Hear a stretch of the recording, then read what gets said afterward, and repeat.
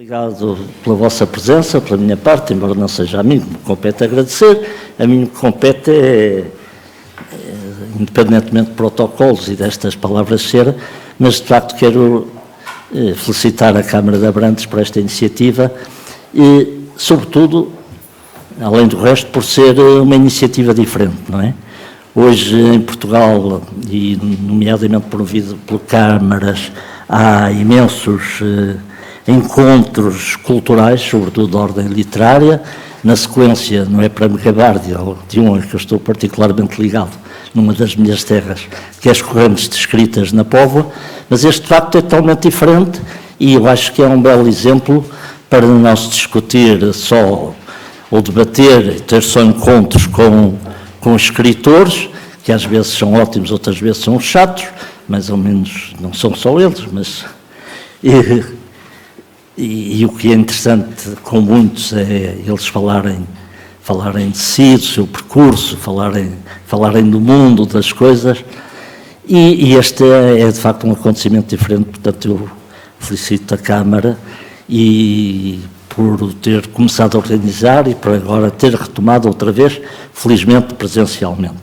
A minha função aqui não é praticamente nenhuma, a não ser que no fim haja tanto entusiasmo que eu tenha que moderar alguma coisa, e por isso vou até, porque são 5 pessoas e qualificadas para falar o tema, arte, cultura, território e comunicação, cada uma falará sob um ângulo, uma perspectiva mais específica, e eu vou passar imediatamente, vamos seguir a ordem que está aqui, eu não vou fazer, há no site a biografia de cada um, do principal, portanto eu não vou estar a perder tempo a dizer alguma coisa sobre cada um dos intervenientes, e muito menos a ler o papel em que estão estas biografias.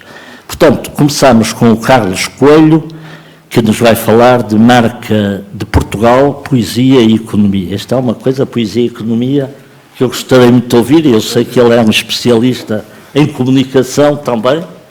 Carlos Coelho, faz favor. Eu, em primeiro lugar, queria dizer uma coisa que é extraordinária, que eu nunca tinha estado numa conferência onde me sentei numa pessoa que tinha o mesmo nome do que eu. Nunca, já tive em tantas, e, portanto, sinto-me honrado. Um Carlos Coelho não é fácil. Agora já vos conto uma história. Eu vou falar daqui. Já vos conto uma história. Antigamente telefonavam-me muito. Aliás, convocavam-me. Quando eu chegava a um restaurante tinha sempre um sítio especial para mim, porque na altura o deputado do Carlos Coelho era conhecido e estavam sempre, senhor deputado, não era eu. Agora já consegui implementar a minha marca e talvez, às vezes é ao contrário. Bom, venho falar de poesia e economia, sou das marcas. Queria felicitar muito este festival. Quando recebi o convite para falar no Festival de Filosofia, achei que se tinham enganado. Em mim, em primeiro lugar, mas no próprio festival, que em Abrantes, se fosse pensar, não por serem Abrantes, mas por darmos espaço para pensarmos nas coisas. Eu sou das artes, mas sou das marcas, e aquilo que vos venho trazer aqui um pouco de reflexão sobre o país e deixar aqui algumas ideias para refletir. O que é uma marca, antes de mais? Vocês já viram um cãozinho a fazer xixi na roda de um carro? O que é que ele está a fazer? Está a deixar a sua marca. Fazer uma marca é tão simples quanto isto. Definir um território. Qual é que é a dificuldade de fazer uma marca sólida num mundo líquido? O mundo está a mexer. Sempre que fizermos alguma coisa hoje, ela vai deixar de ser amanhã. Qual é que é a primeira alegoria bem disposta? É que para deixarmos a nossa marca, temos que estar sempre a fazer xixi. Vivemos num mundo de marcas. Os produtos são marcas, os serviços são marcas, as cidades são marcas, os países são marcas, os terroristas são marcas. Já ouviram falar da ISIS? A ISIS declarou que queria ser a Apple do terrorismo. Mata as pessoas sempre da mesma maneira. Já viram? Utiliza sempre as armas da mesma maneira, usa os carros da mesma maneira, filma os mortos da mesma maneira. E faz isso porquê? Porque quer ser líder na angariação de fundos para a sua causa e líder na angariação de pessoas para se matarem pela sua causa. E tem conseguido. Marcas são manifestos. Lembram-se destas pessoas? Reuniram-se contra, na altura, o aumento dos combustíveis, certo? Hoje não sabemos o que elas fazem. Aliás, como em França, todos os movimentos acabam nos Campos Elíseos normalmente a incendiar as lojas, não é? Hoje já não sabemos qual é a sua causa, mas sabemos qual é a sua marca. Pegaram naquilo que estava dentro dos carros, coisa comum que temos todos no nosso carro, e fixaram, definiram o seu ícone, e hoje, se virmos um conjunto de pessoas com os coletes, sabemos que estão a lutar por alguma coisa. As marcas são manifestos. Talvez por isso a arte seja tão importante. Talvez por isso é que a poesia seja mais importante que a economia. É porque são manifestações de pessoas. E se fala de país, falou-se de cidades, são manifestações dos arquitetos. Eu não me canso de dizer que nos esquecemos que o arquiteto César Vieira é o arquiteto vivo mais premiado do mundo. E que talvez devêssemos tirar mais partido destes nossos ícones. Não fechá-lo naturalmente apenas no arquiteto Cisa, mas de acreditarmos que de facto podemos mudar as coisas. As primeiras marcas do mundo começaram por ser pessoas essas que transformaram o mundo. Tínhamos nós mais ou menos capacidade de o transformar, o que é certo é que o transformámos e criaram impérios. E houve pessoas, como em Portugal, que criaram marcas países. Lembrem-se de uma coisa, os produtos moldam-se aos consumidores. As marcas são sentimentos interiores. São sonhos do homem perpetuados na economia. É aquilo que nós sentimos. Por isso, antes de serem rendimentos, são sentimentos. São coisas que nós queremos que se façam. E por essa razão, nós temos forma de ir mais longe, temos forma de correr mais depressa, temos forma de alterar aquilo que é o nosso caminho teoricamente natural e sermos melhores. Não sei se conhecem Martins. Conhecem? Ela desafiou a gravidade durante muitos meses para fazer um movimento novo nas paralelas assimétricas. Desafiou literalmente a gravidade, porque ela não vou amassar aqui a explicar como é que é a rotação, mas é possível nós alterarmos as coisas com os nossos sonhos. Ele tinha muito mau aspecto, não tinha? Ninguém diria, não sei se é um ovo estrelado, não sei se era um ovo estrelado, aqui com a analogia do senhor professor, mas nós somos do tamanho dos nossos sonhos, do tamanho interior. Quando diziam que o José Afonso nós só queremos ser do tamanho que somos, então temos que medir bem o tamanho que somos cá dentro, não é? Para vermos na realidade qual é a fita métrica que usamos. E nesta perspectiva da poesia e da economia, nas terras de Ribadouro, o filho de um conde, foi criado pelo seu aio, Egas Muniz, inventou um país. Certo? Inventou um país. Inventou-se. Ele não era príncipe. Portanto, ele sonhou que era possível fazer um país. E esse país é hoje uma marca visionária. Aquela que nós tratamos tão mal ou dizemos que não é assim tão importante. É claramente um dos maiores feitos visionários, pode ser comparado, eventualmente, àquilo que Alexandre o Grande fez. Somos claramente a primeira marca-país no sentido contemporâneo do termo, uma fronteira, uma língua que é falada por quase 250 milhões de pessoas, um território, e, sobretudo, se pensarem com tanto mal que nós dizemos do país, continuamos unidos, irredutíveis, há quase 900 anos. Porque uma marca territorial é história, cultura expressa numa geografia que se inscreve na economia e se alimenta de futuro. Temos esta questão do fundo de alimentarmos uma geografia concreta de um conjunto de aspectos que são, eu diria, o equilíbrio entre aquilo que nós fomos e aquilo que nós ambicionamos ser. Mas se as marcas começam por ser pessoas, uma marca de um país é uma super-pessoa. Eu diria que a marca do país o país é o nosso condomínio. E nós somos não sei como é que se dizem, os condóminos. E as reuniões de condóminos normalmente correm muito mal, não é? Portanto, porque é difícil, não é, de conciliar os interesses de todos. Mas nesta supra-pessoa que somos, existimos neste caminho das estrelas há 900 anos. E dizemos mal do país, mas afinal somos ou não um país muito fixe. Pois foram precisas 3 cavalas fazerem um tubo nos supertubos, na altura com o Kelly Slater, para se falar da potencial que existiam no país e no mar, que sempre lá esteve. E foi preciso pegar no canhão da Nazaré para despejar Portugal para as primeiras páginas do mundo. Dei muitas conferências na minha vida. O sítio onde dei mais foi na Nazaré, mesmo.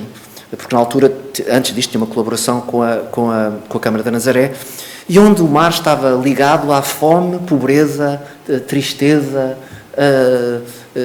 tudo o que era negativo. Aliás, em salas ligadas, por exemplo, a atividades empresariais, não havia uma única pessoa com uma atividade ligada ao mar. Toda a gente tinha pessoas que tinham falecido no mar ou tinham estado ligadas ao mar. Foi preciso pegar naquilo que sempre lá esteve, legitimá-lo, depois já vou explicar à frente de como. Foi preciso pegar, deitar um olhar diferente para uma aberração da natureza, que é este tsunami, e conseguir que ele revertisse positivamente para o país. Nós estamos ligados, o mundo hoje é uma grande rede, o que faz com que esta imagem me permita fazer uma brincadeira, se me permitem, que é aquilo que está ali, não é aquilo que está ali, aquilo que está ali é metade daquilo que está ali, porque a outra metade está aí. Ou seja, mais ou menos hoje, metade daquilo que nós ouvimos falar das coisas não são ditas pelos próprios. É alguém que diz. Portanto, nós os países, as cidades, as pessoas, são objeto de infâmia ou de elogio em atos que não dependem do nosso controle. Por isso, fazer uma marca é mais ou menos controlar metade e seduzir a outra metade.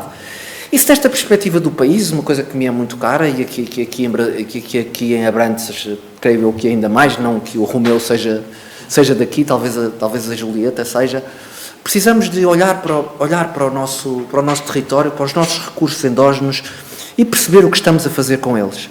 Esta notícia, não me canso de a mostrar por todo o país, já é de 2011 e prova a forma como nós não estamos a fazer as coisas. Todos concordamos que o azeite português é extraordinário, mas o que é certo é que o mercado dos azeites é feito desta forma. Traders espanhóis vêm a Portugal comprar azeite português a granel para colocar no mercado internacional com rótulos italianos. Simplificando, 1 litro de azeite português com rótulo português vale 2 euros. Estou a simplificar os números. O mesmo litro de azeite português com rótulo espanhol vale 4 euros. O mesmo litro de azeite extraordinário português com rótulo italiano vale 8 euros. Nós achamos que o nosso azeite é extraordinário, mas o mundo não sabe. Nós esquecemos que a qualidade intrínseca das coisas não é suficiente. Adianta muito pouco nós fazermos este atleta, fazer isto que dificilmente vai conseguir repetir com esta perfeição, se ninguém estiver a olhar para ele. Esquecemos que não basta ser, é preciso parecer. Já vem de muito trás esta afirmação, e nós temos esta quase vergonha de assumir essa perspectiva, e por isso olhamos para um Portugal pequenino, onde é tudo maravilhoso. Esta é uma afirmação que fizeram a mim, um galego, não foi um alemão nem um austríaco que ganha 4 vezes mais, foi um galego que ganhará 1,5 vezes mais, 2 vezes mais em termos médios, que diz que Portugal é extraordinário quando vem a conta dá vontade de rir. Nós estamos a vender muito barato aquilo que temos de extraordinário. Diz o New York Times que Portugal é a Europa que está por estragar. Portanto, pressupõe que nós somos o sítio para estragar. Não é? Somos o sítio para se desenvolver como se desenvolveu os outros sítios que, entretanto, já estão estragados. Não é? E, portanto, cabe-nos a nós fazer essa proteção do nosso futuro nessa matéria. Temos uma marca do tamanho do mundo, calcetada simbolicamente um pouco por todo o mundo.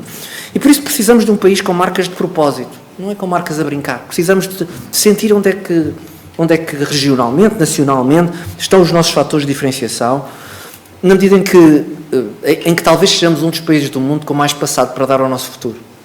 Nós somos um dos países do mundo com mais diversidade por quilómetro quadrado. É um facto. Eu creio que o primeiro é a Tailândia. Não sei se nós somos o segundo ou o terceiro. E, de facto, nós temos uma riqueza pela nossa história que podemos acrescentar no futuro. Quem não o tem que o inventar. Certo? Quem tem histórias mais recentes tem que inventar, tem que criar lendas.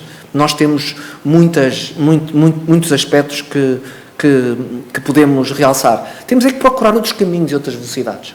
Temos que transgredir. Estamos atrasados, precisamos de acelerar. Se calhar vamos ter que pagar algumas multas de excesso de velocidade, percebem o que eu quero dizer? Ou seja, o atraso dá-nos aqui uma certa obrigação de recuperar. E desculpem esta minha insistência que trago aqui, e por isso chamei Poesia e Economia. Qualidade sem preço é uma equação de empobrecimento. Empobrecimento real e empobrecimento identitário. Vender barato é uma via verde para o insucesso. É um caminho absolutamente insustentável quando falamos de sustentabilidade. E, por outro lado, a modernização não pode ser o enterro do passado. Ou seja, não podemos fazer com que aquilo que queremos acrescentar possa destruir o que temos. Aqui, simbolicamente, represento pela ceia dos diabos. Não sei se conhecem uma peça dos Irmãos Inverno, que basicamente retratam aqui, com a ironia, nós a matarmos os nossos galos, não é? A matarmos os nossos símbolos, a não sermos capazes de olhar para eles de outra forma. Se calhar esquecemos e falamos muito do passado, os Lusíadas somos nós, não são outros. Os Lusíadas somos nós, com a inveja, mas também com esta responsabilidade de valorizar a marca de Portugal, que está muito desvalorizada e que não entendo como é que não se toca neste tema, que não crescemos há 2 décadas.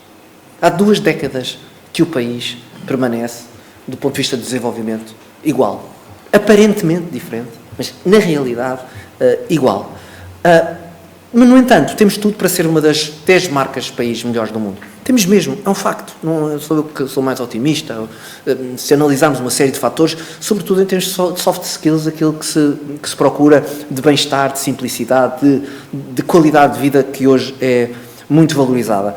Existe um profundo déficit de marcas em Portugal e é preciso valorizar. E por isso temos que, e a reflexão que trago aqui é, nós temos que promover a transição de uma economia de baixo valor para uma economia de valor acrescentado. E é preciso introduzir multiplicadores na nossa economia. Por isso trago-vos 3 ideias para reflexão. A primeira ideia é fazer de Portugal o primeiro First Green Premium Country. Como sabem, há uma agenda internacional de transição ambiental, de neutralização carbónica, o qual nós vamos ser obrigados a estar. Mas se pensarem, se não fizermos nada a favor disso, o que é que isso vai acontecer? Aquilo que está a acontecer agora, que é os combustíveis ficarem mais caros, a eletricidade ficar mais cara, nós temos que cumprir as metas e ser tudo pior para nós. Pois é possível reorganizarmos esta equação e criar sustentabilidade com inovação, com marca e vendemos mais caro. Sermos o primeiro país Green Premium do mundo, ou seja, onde de facto a qualidade ambiental que nós já temos, o facto de não termos indústrias pesadas, etc., não temos carvão, não temos ferro, o facto de sermos menos industrializados dá-nos muita vantagem em relação a esse aspecto. Portanto, criando aqui, mais uma vez, juntando a poesia de acreditar que podemos mudar com o desenvolvimento económico. Por outro lado, a segunda reflexão que quero deixar é este Portugal vezes 10, vezes 100 ou vezes 1000. E, basicamente, o que é que significa? Procurar os canhões de Abrantes ou de Nazaré. Procurar os lugares de potência de Portugal onde seja possível, de facto, valorizar muito o país, muito depressa, de uma forma que não é copiável. Então, qual é que é a fórmula? Sempre lá estiveram que ter legitimação internacional e foram promovidos pelo melhor ângulo. Nós continuamos com a necessidade de vir alguém de fora sempre dizer que nós somos bons, certo? E precisamos aqui, neste caso, de tirar a melhor fotografia. Nenhuma outra onda do mundo comparada com esta, porque há algumas que são comparadas com esta, é comparável com esta por causa da fotografia, por causa da escala que o farol lhe dá. Eu convido-vos a verem aquela onda de outro ângulo que não tem aquele impacto. E, portanto, pegar nestes aspectos, olharmos para quais são os nossos fatores de potência, encontrarmos, aceitando ou não este aspecto desta multiculturalidade que precisamos de trazer para o país e fotografar as coisas do melhor ângulo. Quer dizer, pegar no ângulo que for mais vantajoso para que tenha mais impacto. E a terceira ideia é abrir-nos finalmente ao mundo. Nós que somos um povo universal, parece que fechámos naturalmente, temos temos uma história recente que assim nos levou a estarmos metidos para dentro, temos uma democracia ainda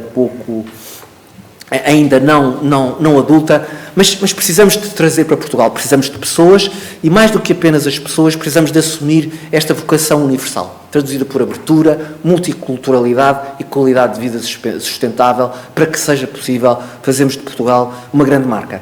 Uma marca, como já disse, é um sonho do homem perpetuado na economia e o nosso existe há 900 anos e por isso o desafio é unir estes 900 anos para valorizar. Somos uma boa história, mas muito mal contada. Foi recontada internacionalmente pelos interesses dos outros. Saímos dos compêndios. Eu gosto particularmente de estudar a história económica dos descobrimentos e nós fomos saindo. Quer dizer, os alemães foram escrevendo, os ingleses foram reescrevendo a história e como nós não temos produção de história popular, temos alguma coisa, muitas vezes, financiada pelo Gulbenkian, etc., mas fica muito fechada e não chega aos circuitos internacionais. Temos que voltar a fazer isso. Portugal é uma marca muito boa, mas muito barata. Essa equação não é razoável, e não é razoável, sobretudo, para nós. Precisamos de ter uma marca de mudança neste grande exercício difícil que é gerir a marca de um país, porque, na verdade, somos todos que o temos que fazer. Uma marca forte não é um luxo. É uma arma para combater a pobreza. Quando se fala de marcas, vem-me sempre perguntar, você é o das marcas, portanto é o responsável por isto tudo ser mais caro. Não. As marcas fortes são para combater a pobreza. Não estamos a falar de marcas de luxo. É preciso criar riqueza para a distribuir. Não podemos querer ter salários melhores se não houver mais produção de riqueza. Não é possível. Não é possível distribuir aquilo que não existe. Por isso não temos que ter medo de fazer o caminho. Não devíamos ter medo de caminhar. As marcas de Portugal somos todos nós e é tempo de valorizar aquilo que temos. Muito obrigado e boa tarde.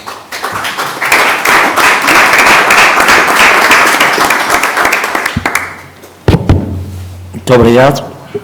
E é claro que só esta intervenção dava hora para uma conversa até ao fim da sessão.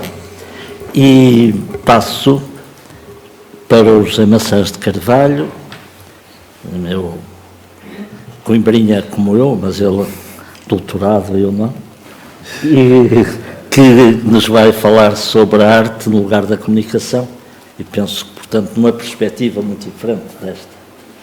Sim, espero que sim.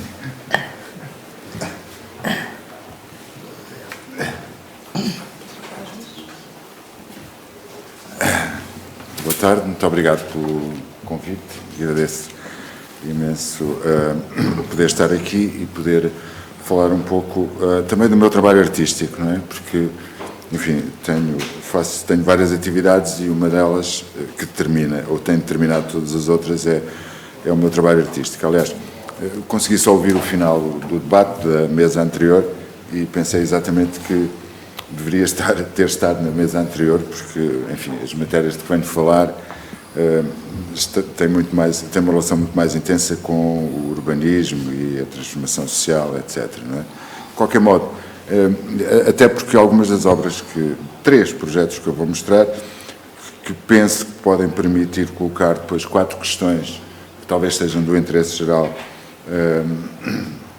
no campo ou na esfera do espaço público e das manifestações artísticas, que eu percebi que se falou na comunicação anterior, dizia eu, portanto, estas 4 questões que se estão a colocar podem ser decorrentes dos 3 projetos que vos vou mostrar. Começa aqui em 96, há 3 projetos chamemos assim, de arte pública. Para já eu deixaria a expressão arte pública sem mais nenhum tipo de adjetivação, porque também me pareceu que na mesa anterior havia alguma polémica ou debate em relação a essa matéria, não é? Essa questão, e enfim, podemos retomá-la eventualmente. E é preciso dizer que estes 2 primeiros projetos que eu fiz como artista, portanto agora estou a falar essencialmente como artista, depois mais para o fim, talvez como investigador, foram projetos em que eu testei as possibilidades do espaço público, de várias formas, em 2 dimensões bastante diferentes, para a projeção de imagens artísticas, ou, digamos, de obras de arte, não é?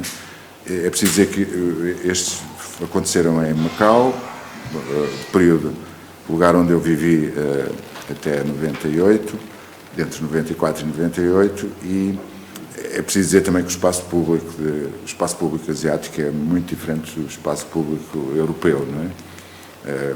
Enfim, mas isso pode ser uma questão para depois. Este primeiro chamava-se Traveler Check. É preciso dizer também que quase todos estes projetos têm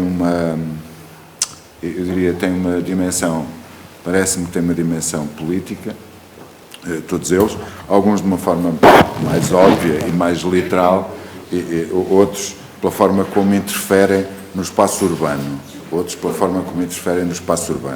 Este primeiro, enfim, é um projeto ainda relativamente tímido, mas com uma dimensão política muito intensa. É preciso também só lembrar que nesta época estávamos a viver aquilo, do ponto de vista económico e cultural, o início do modelo da economia e da cultura chinesa, que hoje percebemos de uma forma muito mais intensa, não é? Esta foi a época de ascensão de Deng Xiaoping e, portanto, a invenção desse sistema impensável, um país, dois sistemas, não é? A conciliação de uma economia de controle centralizado com outra com um modelo capitalista e que hoje, enfim, fez da China o que ela é neste momento. E isto é a livraria portuguesa, era um espaço de exposição, e eu aqui fiz exatamente o oposto do que se faria, que era usar a galeria, que era no primeiro andar, e as 5 montras da livraria portuguesa, que serviam de montras para os livros, foram ocupados por 5 imagens. Portanto, digamos, depois dentro da galeria havia processos de interferência, objetos de interferência, livros encapados no meio de outros livros, que as pessoas não tinham acesso, com slogans e frases, etc. Mas aqui o que interessa é que, digamos, o espaço público era o espaço expositivo, não é? Foi um primeiro teste, só mostrar-vos talvez duas das imagens em ampliação. Eram imagens por si só também subversivas, porque conciliavam uma imagem feita em 1996 e depois imagens de arquivo que eu refotografava. Portanto, as peças eram assim, eram estes dípticos. Esta imagem foi numa das viagens que fiz a Pequim, à Cidade Proibida, e portanto é preciso lembrar também que havia um discurso anti-americano, não é, da política chinesa, e eu descobri no centro da Cidade Proibida esta inscrição, não é? Quer dizer, enfim, a reconstrução de uma parte da Cidade Proibida tinha sido patrocinada pelo American Express. E portanto isto são as imagens. Ao mesmo tempo havia um catálogo que era um conjunto de 5 postais. No verso desses 5 postais o texto já estava escrito, porque ainda era o tempo em que nós escrevíamos postais aos amigos e à família, não é? E portanto os postais eram destacáveis e era só preciso escrever o endereço, etc. O texto já lá estava. O texto na verdade eram excertos dos discursos do líder chinês, Deng Xiaoping, dos últimos 10 anos. Portanto, eu li todos os discursos que ele tinha feito até aí, nos últimos 10 anos, e destaquei, devidamente citado, não é? Evidentemente, alguns certos desses discursos. Bom, primeiro tive curiosidade de os ler, desde logo, porque a minha prática artística também sempre teve esta vontade de comprometimento social e político, não é? E o que eu descobri foi muito simples.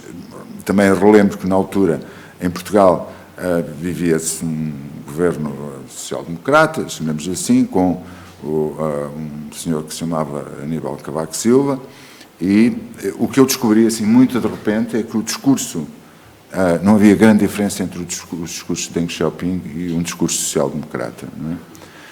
Especialmente porque quase todos eram centrados na economia, nas questões económicas, não é? Agora não temos tempo para estar a ler cada um deles, mas, enfim, é verdade. Bom, este projeto, então, era um projeto que era muito dispersivo em termos de meios, não é? E, portanto, usei, inclusivamente, alguns jornais locais, quer dizer, consegui comprar publicidade, com uma série de apoios, e alguns jornais locais tinham imagens, e tomando aqui também a ideia do jornal como espaço público, ou objeto no espaço público de comunicação, não é? E, portanto, algumas destas imagens também não identificadas como obras de arte, mas sim como imagens, não é? Viveram em jornais durante, enfim, vários dias, várias semanas, saíam regularmente algumas dessas imagens e que tinham sempre este slogan, que era um slogan irónico, de certo modo, o Invest in Fine Art. Porque, enfim, aqui tratava-se também de perceber, eu vou passar esta imagem, aqui tratava-se de perceber também, quer dizer, como é que as imagens de arte subsistem no espaço público e que tipo de provocação é que elas podem tomar, que tipo de recepções é que existem. Logo a seguir, ou pouco depois, este foi um primeiro projeto de observação, digamos, do espaço público, e logo a seguir, enfim, 2 anos depois, fiz este projeto que foi muito intenso e enorme, porque foi feito em Macau, Hong Kong, Lisboa e Madrid. Em Madrid, porque depois, bem, na Feira de Arte, Arco, Portugal era o país em 98, exato, 97, 98, o país convidado, e o curador convidou-me para fazer o mesmo projeto em Madrid. E então isto chamava-se Hotline, e este sim era um projeto, enfim, que usava todos os meios públicos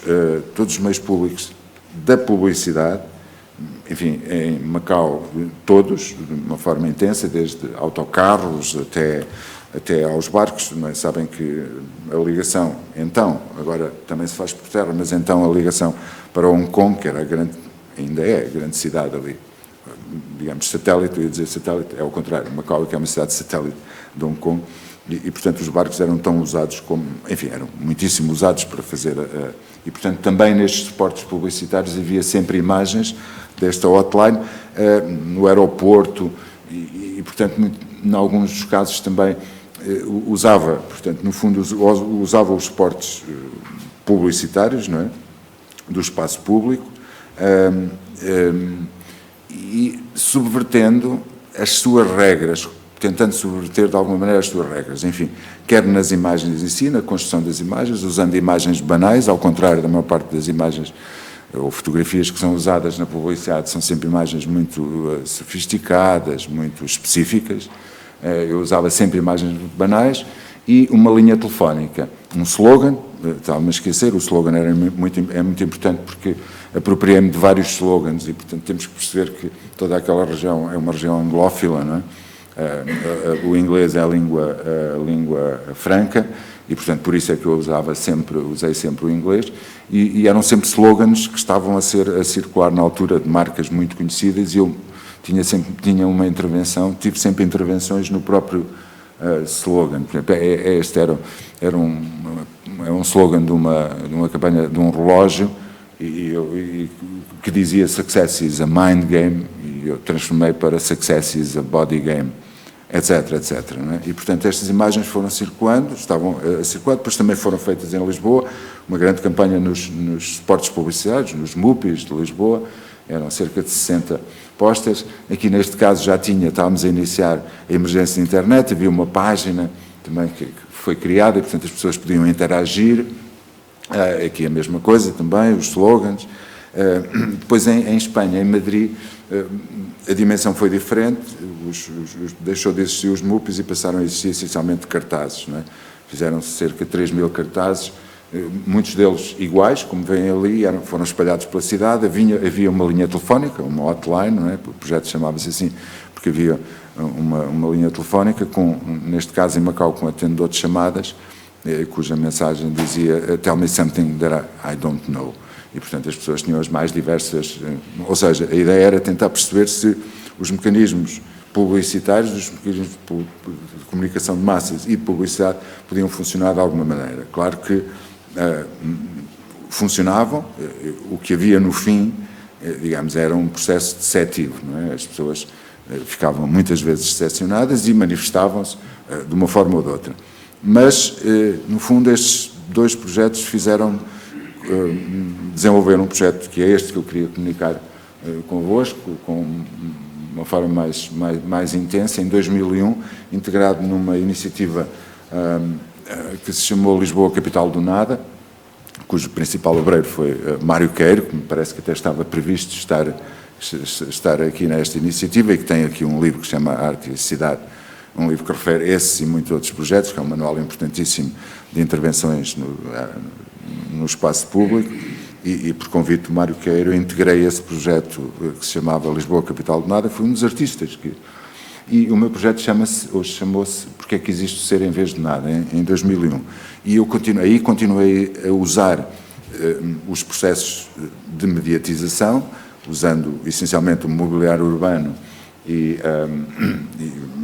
o espaço publicitário, de uma forma, e aqui talvez possa ser interessante ligarmos esta questão com os processos de arte, aquilo a que chamamos arte pública, não é?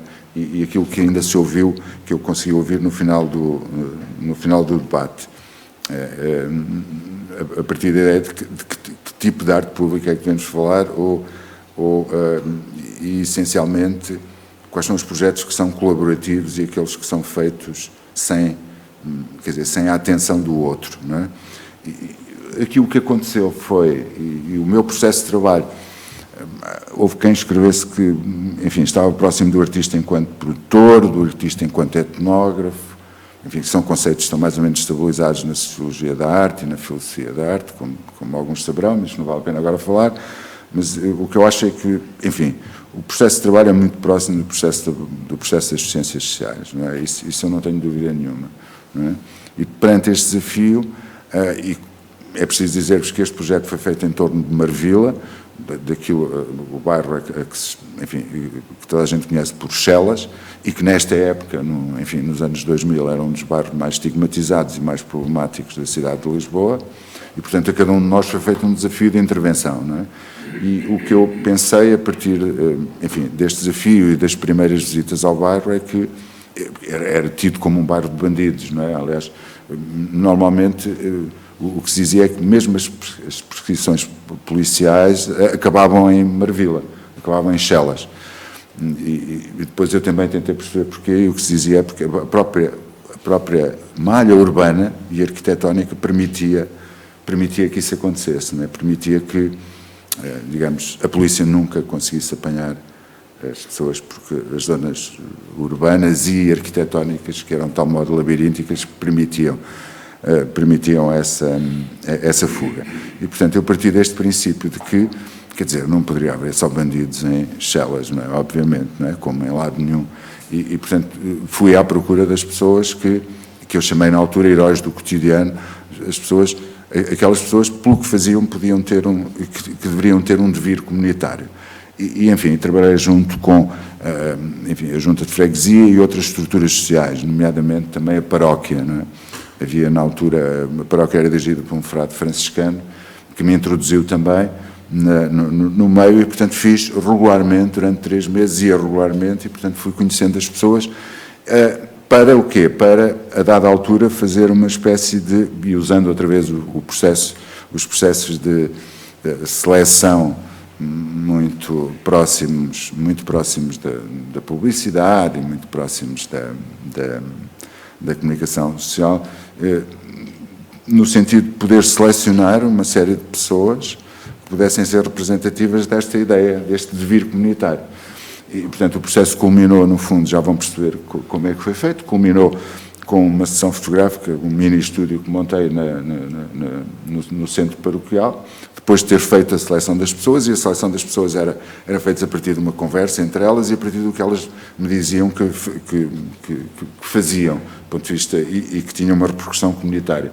Este, por exemplo, era o Sr. Casimiro, que era um guarda da PSP aposentado, e que me foi apresentado e que me disse que o que ele fazia em termos comunitários era todas as semanas organizava um torneio de malha, cujo prémio para o ganhador era um leitão assado, e depois até me disse que invariavelmente era ele que ganhava até o torneio, e que depois dividia com os outros concorrentes. E, portanto, quer dizer, todos eles vieram ter comigo da forma como quiseram, não é? Enfim, havia uma série de jovens também que tinham um grupo de dança, onde conciliavam as suas raízes africanas com a dança contemporânea, ou este jovem que fazia letras e músicas para cantar na catequese, Este jovem também era uma jovem universitária, que tinha uma série de funções sociais também, junto de uma creche, ou por exemplo, este jovem rapaz que era campeão mundial de kickboxing. Portanto, enfim, estas eram algumas das pessoas que foram selecionadas para um conjunto de MUPIs, depois eram 12 no total, algumas para MUPIs, outras para postais, outras para cartazes, portanto, o objetivo final era exatamente este, era, portanto, usámos os circuitos publicitários de Lisboa e de toda a zona metropolitana, que durante 3 meses fizeram circular estes MUPIs com 6 destes, chamemos assim, heróis do cotidiano, como eu os chamei, e que, enfim, havia aqui ainda um artefacto, na verdade, e essa é uma pequenina discussão que depois podemos ter, ou debate que podemos ter a seguir, não é? Aliás, o Mário Queiro, no livro A Arte e a Cidade, encara e tipifica este projeto como um projeto de comunicação. Eu acho exatamente o oposto. Tivemos a oportunidade de discutir isto, não é? Aliás, o livro A Arte e a Cidade é a tese de doutoramento do Mário Queiro, não é? Mas essa questão nunca foi, quer dizer, nunca foi acrescentada a essa parte, apesar de eu ter discutido muitíssimo com o Mário, discutido, no bom sentido, com o Mário Queiro, mas, enfim, podemos depois falar um pouco sobre isso. Eu acho que estes projetos usam os meios da comunicação, mas eu nunca quis que eles fossem projetos de comunicação, e acho que, na verdade, eles não o são, não é? Porque a comunicação é sempre, o resultado desta suposta comunicação é sempre deceptiva, não é? E a cada um deles dei um telemóvel, comprei um telemóvel com um número de telefone específico das 3 operadoras que na altura existiam, que é mais ou menos as que existem agora, não é? O 96, 91, 93. E, portanto, é preciso dizer que também fizemos um contrato, não é? Portanto, todos estes processos são muitíssimo cansativos e negociados, não é? E, enfim, cada um deles, o contrato que eu tinha com eles era que eles teriam que atender o telefone sempre que pudessem, não era sempre, era sempre que pudessem, e teriam que se referir a si próprios, o que é que estavam ali a fazer, e que faziam parte de um projeto artístico, e portanto, depois da sua identificação, convidavam as pessoas a conhecê-los. As pessoas telefonavam, ou seja, no fundo, as pessoas faziam todo o percurso que fazem na publicidade, não é? Umas vezes ligam, outras vezes fazem o percurso até ao supermercado, ou até o sítio onde têm que comprar o produto, não é? E aqui era exatamente a mesma coisa. E claro que há aqui também alguns aspectos subversivos que é de notar, não é? O slogan que eu usei é um anti-slogan, não é? Não é breve, nem fácil de memorizar, não é? Portanto, é uma frase que é retirada de uma obra de um filósofo alemão chamado Martin Heidegger e que reflete sobre a ideia do ser e do nada. Portanto, enfim, esse foi o processo por onde eu comecei em termos de investigação, porque o evento chamava-se Lisboa Capital do Nada, não é? Eu tentei perceber o que é que era o nada e, portanto, o nada tem esta relação com o ser, mas essencialmente o nada tem a potência do tudo, não é? Mais ou menos isso. Depois, para além disso, é um slogan, é uma frase muito grande, é uma frase interrogativa para a qual ninguém tem uma resposta, não é? É quase uma questão, é quase uma pergunta retórica, não é? Enfim, este era um jovem, por exemplo, que eu encontrei na rua e que conheci, que depois voltei a contactá-lo, e que era grafiter, e que se apresentou como grafiter, e quando as pessoas telefonavam ele dizia que era grafiter, e dizia onde estavam os seus grafites, e em alguns momentos convidava as pessoas a virem ajudá-lo a grafitar, enfim, o viaduto da João 21 à meia-noite, sexta-feira, etc. Não é? Portanto, era um processo permanente, de contacto permanente. Não é? Bom, é preciso só dizer que para além destas imagens, depois havia outros milhares de cartazes que eram colocados em pequenas lojas, mercearias, etc., em toda a zona metropolitana de Lisboa, e também tenho que acabar, não é? E milhares de postais também que eram colocados nessas zonas. Finalmente, o projeto, depois de desaparecerem dos suportes publicitários, durante os meses finais, foi colocada também a partir de um processo negocial, nesta empena, portanto, temos aqui muito próximo a estação de metro de Olaias, não é? Portanto, esta é uma das zonas de entrada em Chelas, por onde passam milhares de pessoas todos os dias, de automóveis, e foi colocada esta grande imagem da Débora, que era uma daquelas heroínas, chamemos assim, e também foi um processo negocial, obviamente, com todos os condomínios deste prédio, não é?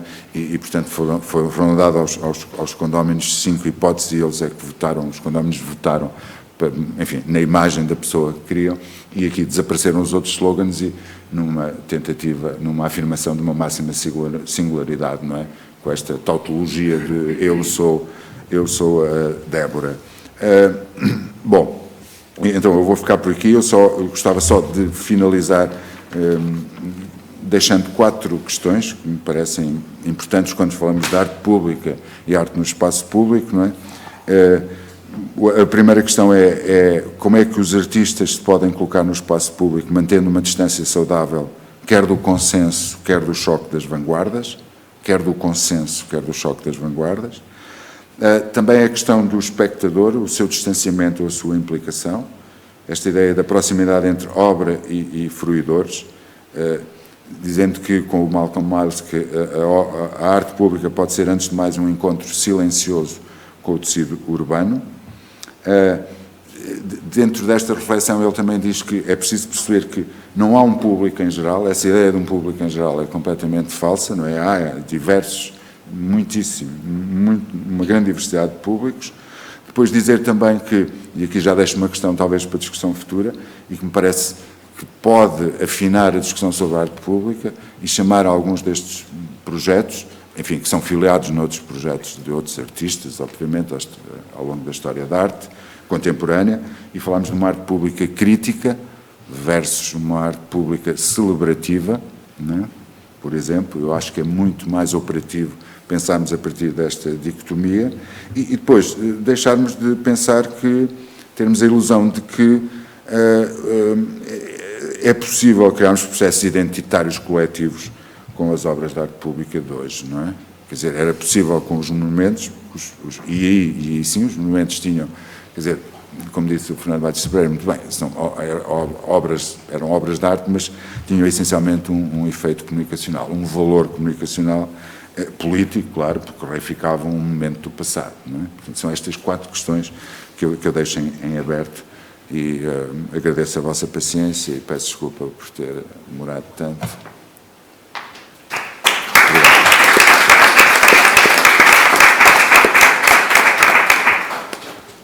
Obrigado. Agora vamos ouvir a Sofia Nunes, cujo título da intervenção é Arte e Cultura, 2 termos em perspectiva, e atendendo designadamente à sua condição ou à sua perspectiva em relação à arte, penso também que será uma intervenção bastante diferente das anteriores. Sofia, por favor. Obrigada. Olá, boa tarde. Desde já, muito obrigada por este convite e muitos parabéns também ao Festival pela sua 4ª edição. Pois bem, na qualidade de crítica de arte, preparei uma pequena comunicação de perspectiva estética sobre estes 2 termos, arte e cultura, à luz das sociedades administrativas, as sociedades da gestão, se quisermos, ou, para me meter aqui com o meu colega de mesa, as sociedades das marcas. Não, com o Carlos. E começaria por lembrar um texto do filósofo alemão Theodor Adorno.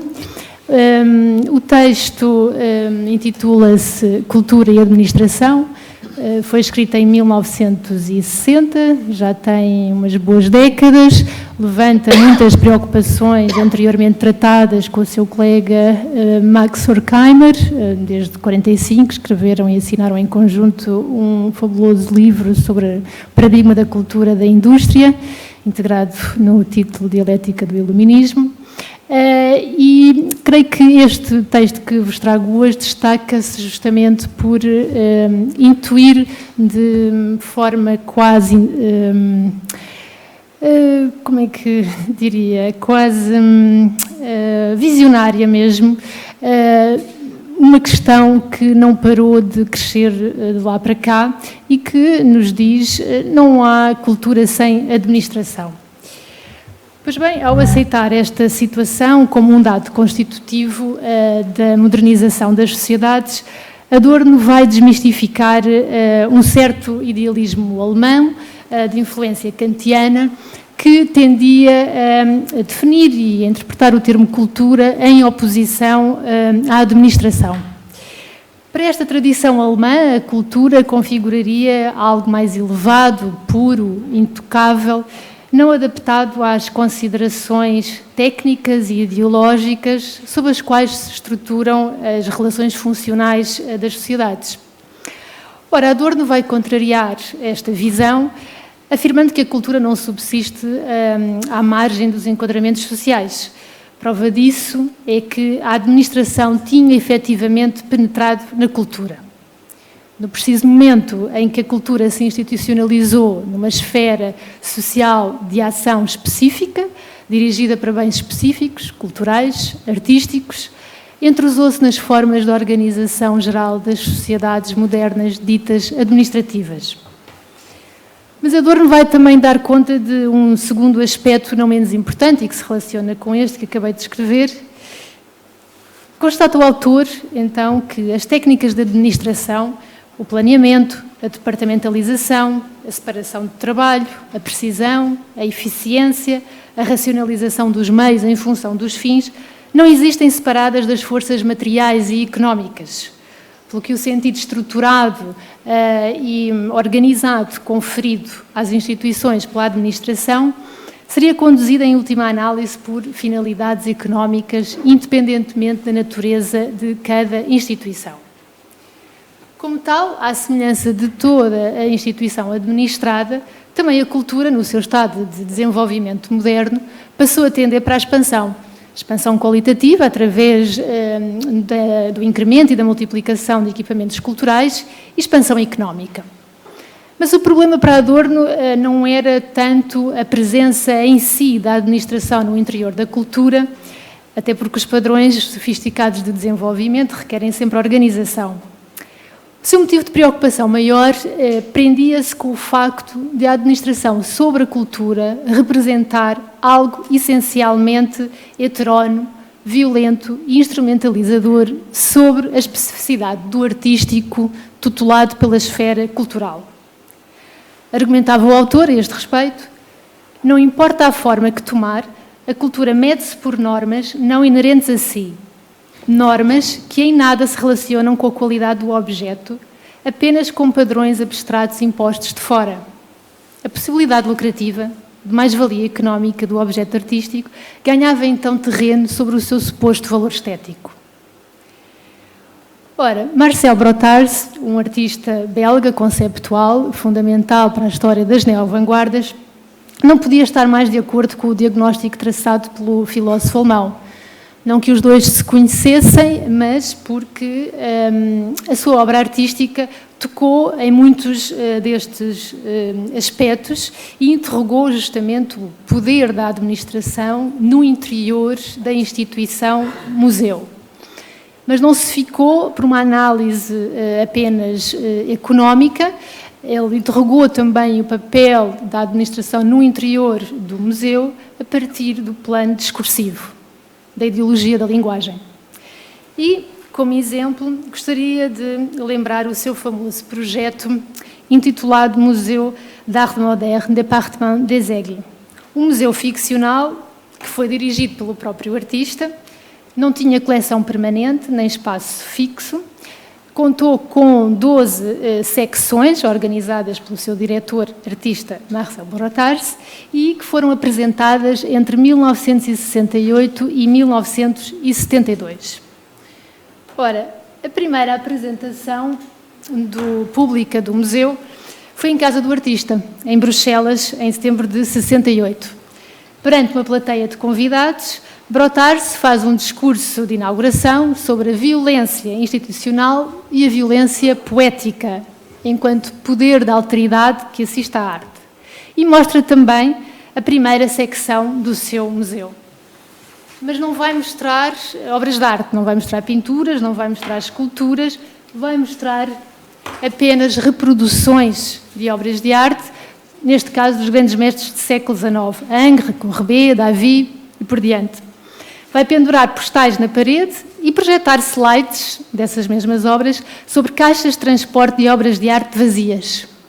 Ora, entre estes três elementos, entre o discurso, de inauguração, que proferiu as caixas de transporte e as reproduções, desenhava-se então uma dialética bem humorada, onde duas situações colidiam. Por um lado, a convicção de que a arte se apartaria do mundo pela experiência transcendental proporcionada, vinda do século XVIII e retrabalhada pelos esteticismos de 800, do século XIX, e, por outro lado, a recondução da obra de arte à função de mercadoria, induzida tanto pela sua circulação, de museu para museu, de feira para feira, e que a própria presença das caixas de transportes de arte assinalava, bem como pelo seu merchandising, pelos seus postais e reproduções em slides. Pois bem, até concluir o projeto, em 1972, Brotars organizou mais 11 secções do museu, continuando sempre a tirar consequências dos processos de reificação sobre a produção das obras de arte e a sua circulação também e recepção. E entre essas variedíssimas secções encontramos uma bem-humorada, intitulada Secção Financeira. Ela foi apresentada em 1970-71 na Feira de Arte de Colónia e, nesta circunstância, Brotars decide declarar que o seu museu estava à venda por motivos de falência. E para fazer face à derrocada financeira da instituição, lembrou-se de produzir uma barra de ouro, esta que aqui vemos aqui, com o emblema do seu museu gravado, a águia, lembrou-se também de publicar, como estratégia de promoção desta mesma venda, a própria venda, o próprio ato de venda, na capa do catálogo da feira. Mas não lhe apareceram compradores. Basicamente, o que ele resolve fazer é também pôr à venda esta mesma barra pelo dobro do seu preço de mercado, justamente para piscar o olho à especulação financeira em torno das obras de arte, mas de facto ninguém apareceu, ninguém comprou esta peça. No ano seguinte, em 72, vai exibir uma outra secção, a secção Figuras, que é porventura a mais referenciada de todas as secções. E aqui ele vai cruzar, por um lado, esta questão que já estava a interrogar, do destino reificado da arte, com, neste caso, a ordem do discurso. Brotars vai então reunir um conjunto e centenas de obras de arte de vários tempos, objetos vernaculares de todo o tipo, objetos de história militar, de história cultural, arqueologia, livros, garrafas, rolhas, todos eles, como podemos ver, com a águia como seu emblema. Podemos associar, de facto, a imagem da águia a uma simbologia romântica, idealista, mas também sabemos que ela funciona como simbologia de autoridade, poder e imperialismo, onde o artista estabelecia aqui, neste caso, uma clara analogia com o museu, enquanto instância de poder, digamos assim, que produz, codifica e regula o discurso sobre o objeto artístico. Porém, esse poder era assaltado por paradoxos e inversões. Em primeiro lugar, os métodos expositivos convencionais à altura, como a organização das obras de arte por ordem cronológica ou a separação dos saberes disciplinares, desaparecem, como vimos, para dar lugar a relações arbitrárias submetidas ao tema geral da águia. O efeito de equivalência generalizada alargava-se assim a toda a exposição, fundindo arte e não arte. Mas também podemos encontrar aqui uma outra inversão que decorria da legenda que o artista decidiu acrescentar a cada objeto exposto e que diz "This is not a work of art", isto não é uma obra de arte. A frase vai justamente contradizer o poder discursivo do museu, que assenta na formulação de que tudo o que entra dentro do seu espaço é arte, ao mesmo tempo que chamava a atenção para a singularidade de cada objeto artístico, apoiado justamente no processo de negatividade semântica. Pois bem, reconhecer que a obra de arte existe enquadrada pelas regras administrativas dos museus não significa dizer propriamente que a lógica artística se rebate na lógica da administração. E tanto Brotars como Adorno não duvidaram da nuance. A arte convive com a administração, mas não se confunde com os seus mecanismos economicistas, burocráticos, pelo menos o que entendemos ser boa arte instigante. A arte envolve um impulso crítico e irrevogável contra o estado de coisas, afirma Adorno. Uma resistência contra os processos de indiferenciação e aniquilação da heterogeneidade que informam as práticas gestionárias. Ora, esse impulso crítico não é senão o estético, suscitado pela arte. Esse sim autónomo, creio, porquanto se diferencia da racionalidade funcionalista dos modelos dominantes de organização cultural. O estético é dissenso, para usarmos uma expressão de um outro filósofo mais contemporâneo de nós, Jacques Rancière. O estético não procede por identificação, mas por desidentificação. Não generaliza, antes singulariza, baralha, confunde, cria problemas, não resolve, não explica. Trabalha as faculdades sensíveis e inteligíveis sem que se correspondam. Age por desacordo, desorganiza ao invés de organizar. É emancipado porque não se deixa capturar pela ordem, nem pelo controle do discurso ou do sentir. Não impõe, não regula, não determina, é um livre jogo, diria Kant. As estratégias estéticas de Brotars foram a ficção, o paradoxo, a alegoria, mas hoje já não esperamos que os artistas continuem a fazer crítica institucional, como Brotars o fez e como muitos outros fizeram na sua sequência, e creio que a última geração de crítica institucional terá ocorrido nos anos 90 do século passado, mais ou menos. Seria académico, não é? Num tempo em que as políticas da administração estão amplamente sedimentadas e constituem norma. Esperamos sim que os artistas continuem a deslocar o estético para novas regiões e continuem a desidentificar a estrutura do seu trabalho relativamente ao espírito da gestão administrativa que a nossa cultura se entretém a refinar. Muito obrigada.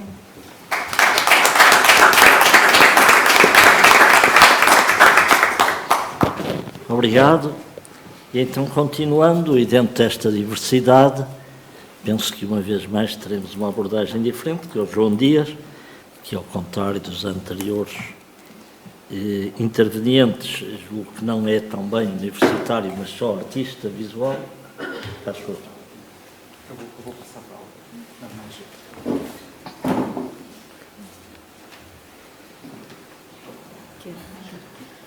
lá. Sim. Onde é que se mete? Vem a cara inteiro. Aqui, não é? Sim.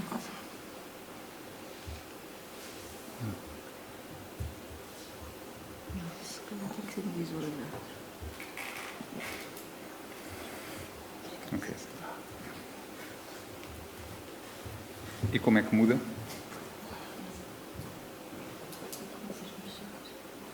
Não está a funcionar. Não. Desculpa.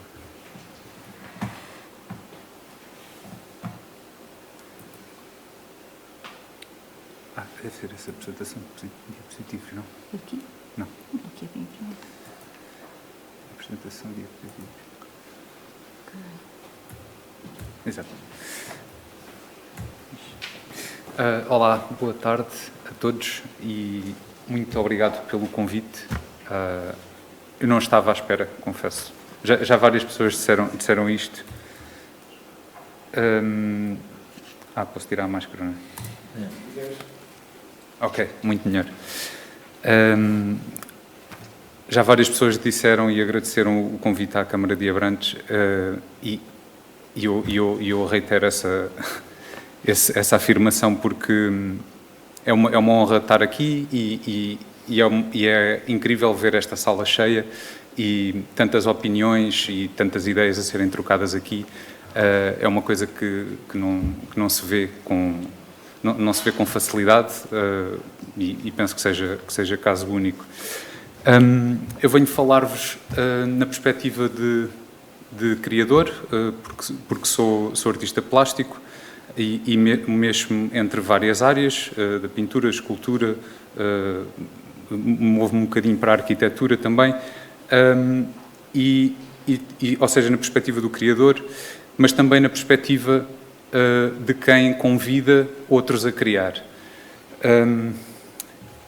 Eu vou-vos falar de um caso muito específico, que é Viseu, e Viseu começa para mim há cerca de 5 anos, e eu debato-me como qualquer criador, com os problemas de como é que eu posso criar o meu trabalho, como é que eu vou arranjar financiamento para conseguir desenvolver as minhas peças, como é que eu vou desenvolver uma entidade autoral, como é que eu vou sobreviver no mercado da arte ou da não arte, todas essas coisas. Depois de ultrapassadas essas coisas, surgirão ainda outros problemas. Mas, como artista, comecei a olhar para a cidade e a pensar que se alguma da minha prática pudesse resolver alguns dos problemas da cidade, então talvez isso fosse uma coisa que me ajudava a conseguir desenvolver o meu próprio trabalho e poderia ajudar a cidade a resolver alguns dos seus problemas. Então, foi mais ou menos assim que começou o Poldra, e o Poldra é um projeto de arte pública na Mata do Fontelo, e estamos a falar de escultura, mas num sentido lato, ou seja, é escultura no sentido da obra, da estátua que podemos andar à volta, é escultura no sentido de instalação, onde podemos entrar e que se calhar é um objeto mais imersivo, ou no sentido de ser, se calhar nem ser um objeto tridimensional, ou seja, é escultura num sentido lato.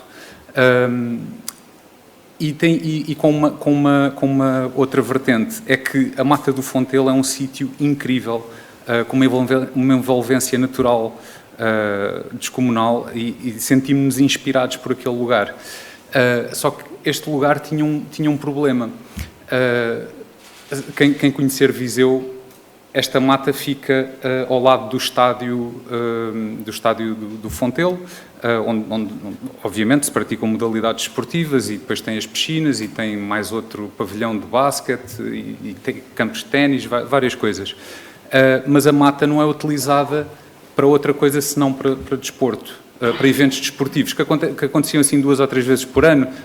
Pronto, para além dos jogos de futebol, de vez em quando havia lá uma corrida de BTT, uma maratona que passava ali pelo meio, e Viseu tinha todas as atividades culturais estavam centradas no centro histórico, e o centro histórico é muito pequenino. Todas as coisas culturais aconteciam no centro histórico, e isso de alguma forma não traz muito de novo. Obviamente que todas as intervenções são diferentes, tudo isso, mas a cidade não enriquecia e não crescia muito, pelo menos a meu ver. Havia muito mais a fazer, e então propus começarmos a desenvolver pelo menos uma proposta cultural fora do centro, que é esta, que é o Poldra, e que vou mostrar-vos algumas imagens, só para terem uma noção. Okay. Esta peça é da Cristina Ataíde, que envolveu uma grande rocha no meio da floresta. E o grande objetivo deste projeto, o Poldra, era trazer público para o Fontelo, trazer pessoas para voltarem a descobrir aquela mata que estava completamente abandonada, e trazer um novo motivo para visitar Viseu. Porque pronto, eu já lá vou, mas ao fim de algum tempo, vou só voltar aqui, esta peça é da Liliana Velho, e esta peça é de uma arquiteta inglesa, é a Jasmine Charalambos, e esta peça é do Carvalho Araújo, que é um arquiteto português com um trabalho incrível.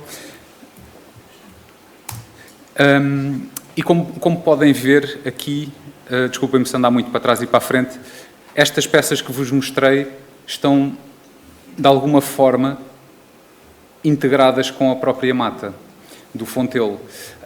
Então, que nos leva ao segundo problema, que é Viseu, como Abrantes, terá também este problema, que é a única identidade, a identidade mais reconhecida de Viseu era o vinho e o viriato. O viriato também é bastante associado a Viseu.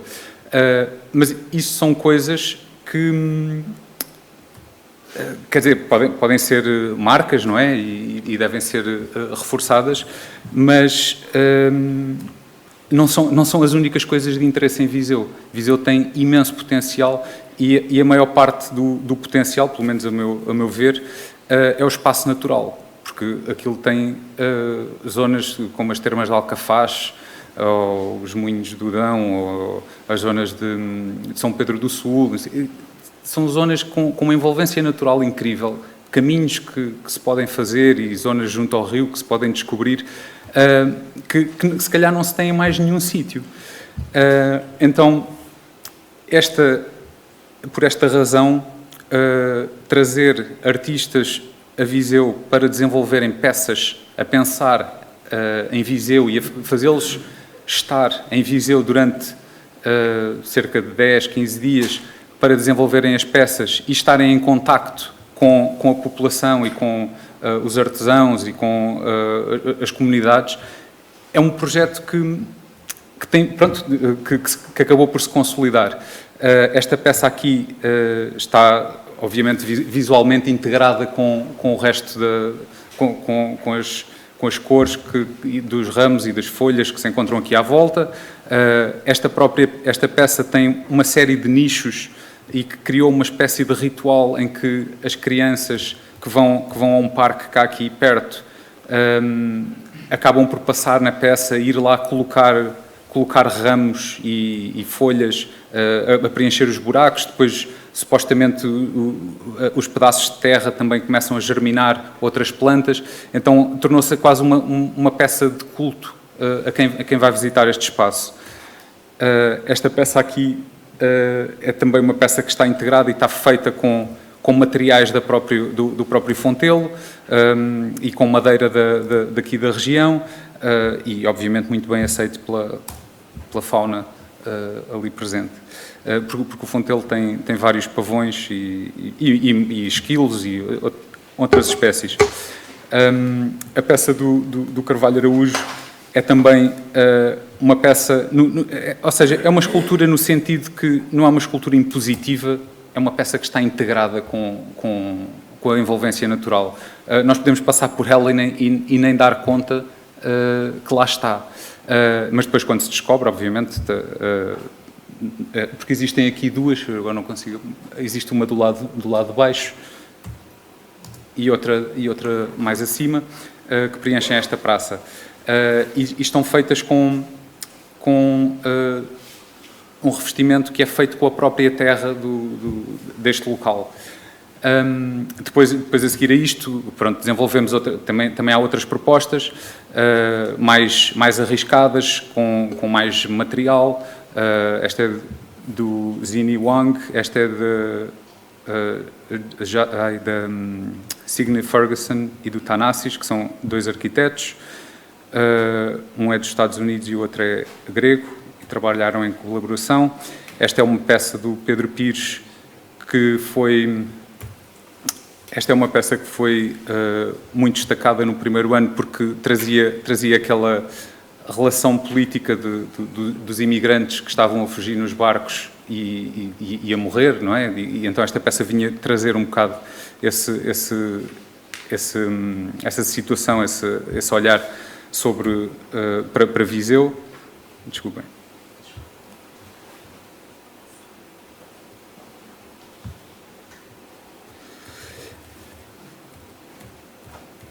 Isto para dizer que... e esta é a última, esta peça também do Niraj Bhatia, que é um arquiteto que também, dos Estados Unidos, de São Francisco, desenvolveu uma peça que parece quase uma casa, era uma combinação de 3 casas, que à primeira vista é um espaço fechado, mas depois todas as janelas estavam em sintonia e faziam aberturas através dos três edifícios. E permitia que as crianças e os adultos entrassem e explorassem os espaços e ali habitassem, comessem e brincassem. Esta peça é do Miguel Palma, também é uma esfera, um globo terrestre, feito através de uma boia de um barco, de um grande navio, uma bola metálica, e uma peça do Stephen Barry que é uma provocação. Esta peça é uma tela em branco, que é uma escultura para ser grafitada, porque às vezes existe esta coisa de se colocar... Quando as peças não são feitas através de um processo participativo, como já foi aqui explicado, muitas vezes vão marcar as peças. E isso foi visto pelo Stephen como uma provocação. Ele próprio quis que grafitassem a peça dele, que tagassem, que deixassem marcas. E que depois aconteceu, claro. E ficou... É uma peça que vai mudando. Esta peça é do Rui Sanches. Isto para vos dizer que ao longo destes últimos 4 anos tem-se construído uma espécie de percurso de escultura pública. Esta é do Quiloangi Kienda, que é um artista angolano, com um trabalho muito bom e super reconhecido também. E isto para vos dizer que nos últimos anos construiu-se um percurso de arte pública no Fontelo, onde colocávamos 3, 4 peças a cada ano, porque são peças que são feitas não como escultura permanente, porque há essa grande diferença, até porque estamos a intervir num espaço natural e é preciso ter 1000 cuidados, para já com o ambiente, mas também com os utilizadores deste espaço, e grande parte dos utilizadores são as famílias que voltaram a frequentar este espaço. E quando abrimos a primeira vez o Poldra, e só tinha 3 peças, foi no primeiro ano, havia para aí metade das pessoas que lá estavam já não iam ao Fontelo há mais de 15 anos, 20 anos, porque durante a infância deles ou durante o período da adolescência ainda lá foram, mas depois o Fontelo começou a ficar com outras conotações e com outros utilizadores, até coisas assim mais obscuras, com drogas e coisas assim, ou seja, afastou o público, as famílias. Isto para dizer que isto também vai fazer com que as famílias voltem e que marca aqui um ponto também de viragem, não só o Poldra, mas também depois a Câmara associou outros projetos, começou a trazer outros projetos para a Mata do Fontelo, e isso fez com que a Mata do Fontelo ainda hoje seja utilizada até agora já até concertos fazem lá e outras coisas. Então este percurso, este percurso tem-se vindo a ampliar, vá 3, 4 obras a cada ano, e depois, como não são feitas com materiais permanentes, ou seja, não estamos a falar de escultura em bronze, mármore, ferro, betão, estamos a falar de peças que podem estar a imitar betão, mas são feitas com madeira revestida, e depois a madeira apodrece e ao fim de 2 anos se calhar temos que retirar a peça, mas isso também dá aqui um espaço e uma margem de manobra ou de experimentação. Há um espaço aqui para arriscar, e isso para mim como artista é um espaço também muito, muito interessante, e para os outros artistas que são convidados ou que concorrem também é um espaço muito interessante, porque pronto, nós estamos a fazer uma obra para todo o sempre, então podemos arriscar um bocadinho mais. Há que ter cuidado naquelas coisas em que não se podem criar superfícies afiadas ou coisa assim, ao contrário desta peça, mas isto está a 6 metros de altura, por isso ninguém lá chega. Então, este projeto acabou por se consolidar no Fontelo e continua lá, e para dizer que há aqui uma relação de um fator interessante é que ele é, na verdade, hoje em dia, um fator de turismo cultural na cidade de Viseu, da população portuguesa, mas muito mais da população internacional. E essa parte, pronto, não sabemos ainda muito bem porquê, mas calculamos que o projeto tem mais projeção a nível internacional nos sites das especialidades de arquitetura, de artes, de publicações no estrangeiro, do que em Portugal. Nós temos imensa dificuldade, como se calhar outros projetos terão, a comunicar projetos culturais em Lisboa ou no Porto. É muito mais difícil do que comunicá-los internacionalmente. Então faz com que nós temos uma open call e, para terem uma ideia, este ano enviaram-nos 180 propostas de esculturas, das quais só se podem escolher 2, depois há um júri internacional que seleciona essas duas peças, mas enviaram-nos 180 propostas e para aí 40, 42 ou 43 eram portuguesas, ou seja, as outras 140 são de todo o mundo mesmo.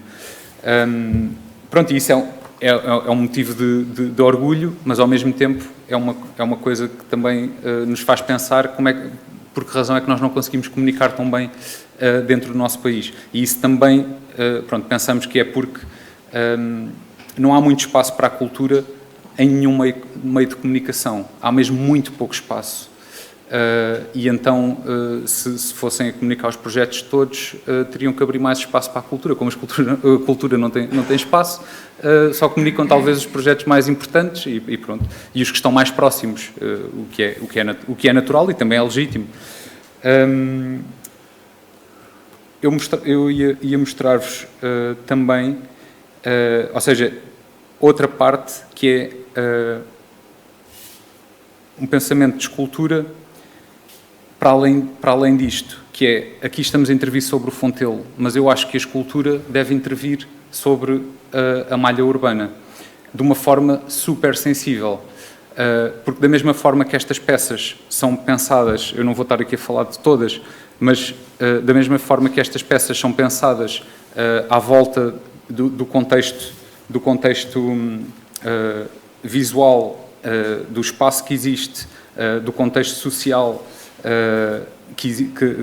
de Viseu, ou seja, este aqui é uma espécie... agora esqueci-me do nome, desculpem. Exato, o Rui. O Rui desenvolveu esta peça que é um sentinela, ele chamou-lhe sentinela, é uma espécie de viriato que está em Viseu e é feita com madeira processada, que é uma coisa que faz parte do processo do Rui. Ou seja, está aqui uma coisa que é mais ou menos natural, mas não é bem natural e isso é uma das características do seu trabalho. Então, no sentido, esta é uma peça do Quiloangi e ele trouxe uma relação com a sua própria cultura, onde este tipo de vedações se encontra nos próprios edifícios, onde nos edifícios em Angola, que eles metem estas vedações nas varandas para os vizinhos não conseguirem atravessar para a casa do lado para lhes roubarem as coisas. Ou seja, e ele traz isto para aqui traz isto para Viseu e integra-o como se fosse uma espécie de uma planta, não é? Alienígena que ali está, e ao mesmo tempo é um sol que está a nascer, e isto fica... ou seja, a escultura ganha aqui espaço para muitas interpretações, obviamente, mas ganha aqui espaço para ser apreciada e percebida em várias dimensões e com pessoas de diversos contextos. Vamos já. Está bem. As últimas duas coisas que vos vou mostrar é outro tipo de pensamento, ou melhor, é a sequência deste pensamento, mas no espaço urbano. Esta peça está desenvolvida para a Acerte e a Acerte tem um edifício que era descaracterizado. Então, o edifício não tinha nada, era apenas um espaço físico, liso, E eles desenvolvem imensas peças de teatro, para quem não conhece à certa, e têm espetáculos e imensas criações. Têm 3 palcos neste edifício. Então desenvolvi uma peça que é uma espécie de uma peça que foi para um cenário deles e que tem depois esta relação de projeção de luz e que cria ali um ambiente noturno e diurno, não é? Porque a peça funciona de dia e de noite, para acolher, para que as pessoas se sintam integradas naquele espaço e que traga ali outro aconchego. E a última peça que vos mostro é uma peça que foi encomendada para a Rua Direita, e todas as cidades têm uma Rua Direita, e esta Rua Direita tem um problema, como todas as ruas direitas estão a ter, que é, não têm público. Esta rua está cheia de lojas de há 50 anos atrás, ainda vendem chinelos e ioiôs e têm os restaurantes com rendas super baixas, os edifícios estão todos a cair, e o maior problema é como é que se atrai gente para cá, e então desenvolveu-se esta proposta de trazer uma peça moderna, com uma linguagem jovem, que pudesse atrair outro público para a rua.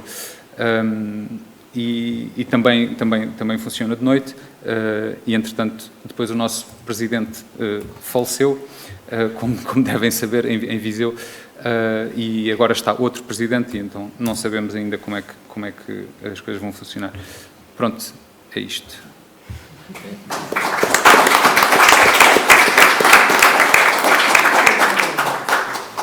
Então, obrigado. E a última intervenção, e que dentro desta variedade, como vimos, esta ação era sobre arte, cultura, território e comunicação, e a Marta Aguiar, que falará sobretudo na perspectiva do território e do desenvolvimento territorial.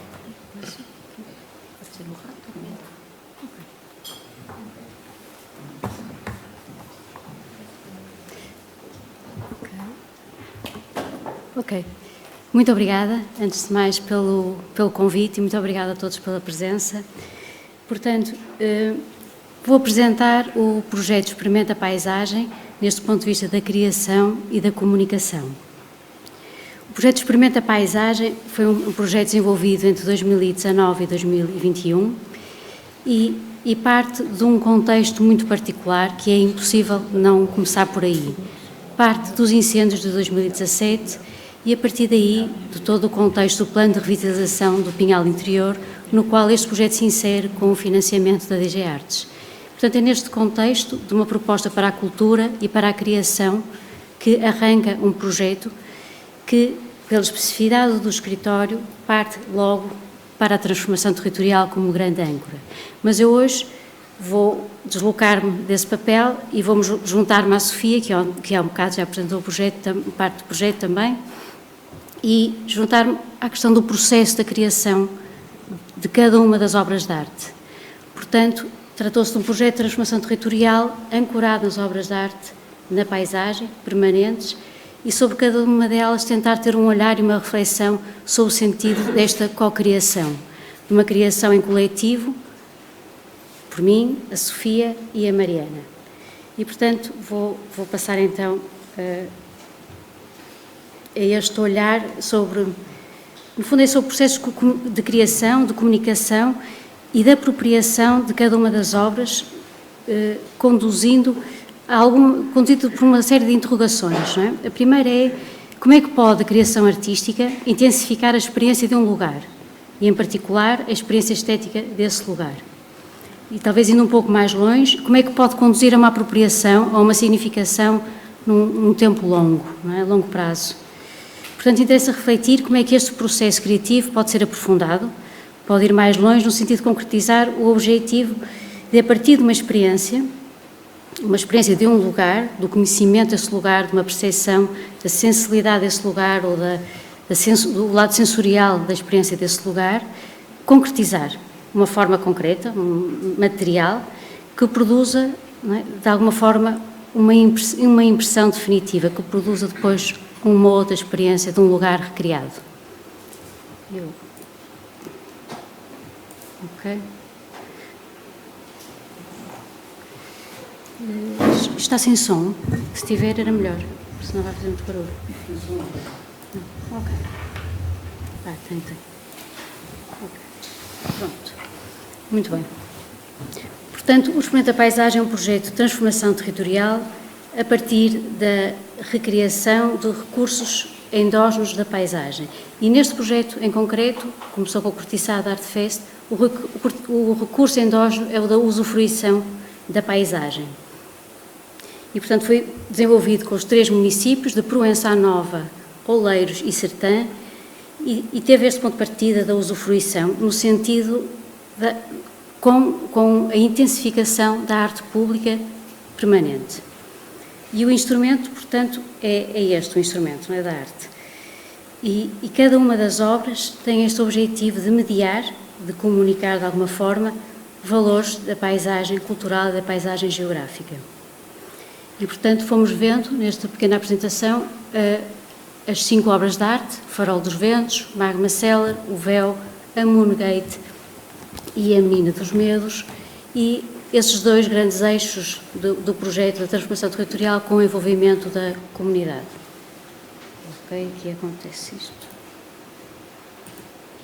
Ok.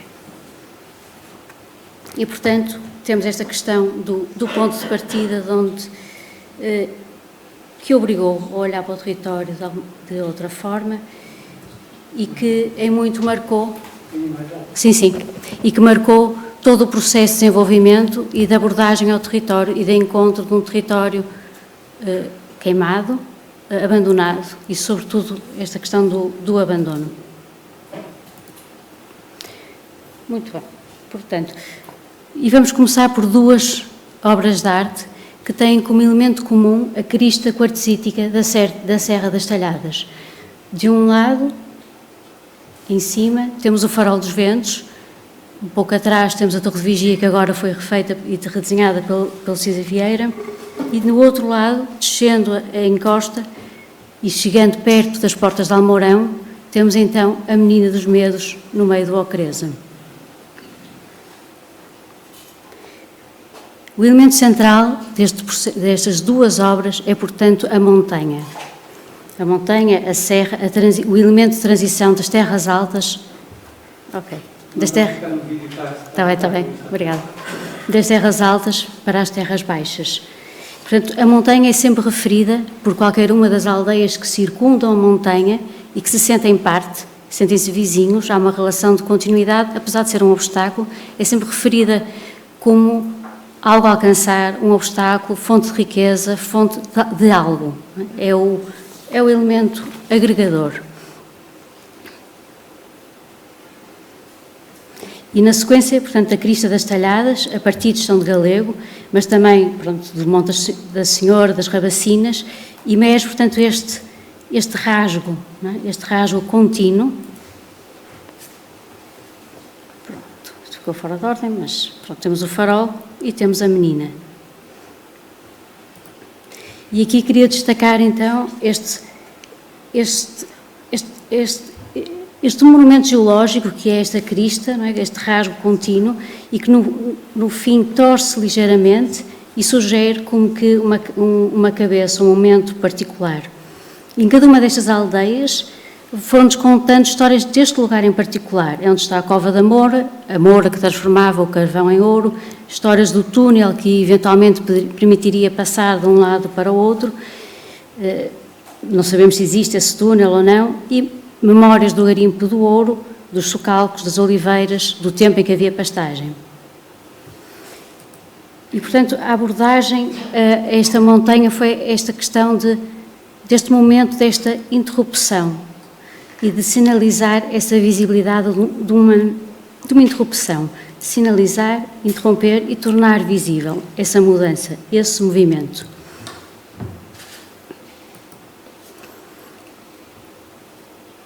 Portanto, fomos aproximando e a primeira questão é mesmo a identificação do lugar. Tínhamos as referências culturais, geográficas, mas depois era preciso identificar com com rigor o lugar e a encontrar a forma que permitisse transmitir esse movimento e essa interrupção. O que vemos aqui nas primeiras imagens são imagens do projeto, são fotomontagens e estão aqui relacionadas com este exercício de ir e de vir, de afastar, de tentar encontrar o ângulo correto e a escala correta e o que é visível, o que é que não é.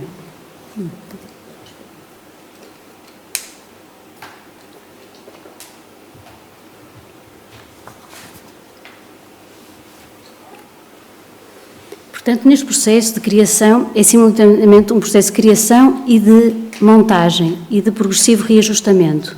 Portanto, foi uma longa procura para tornar visível, para sinalizar um lugar específico, escolhido criteriosamente entre as rugas, as pregas, as deformações, procurando identificar linhas e sequências que permitissem um agarrar à crista e simultaneamente soltar da mesma.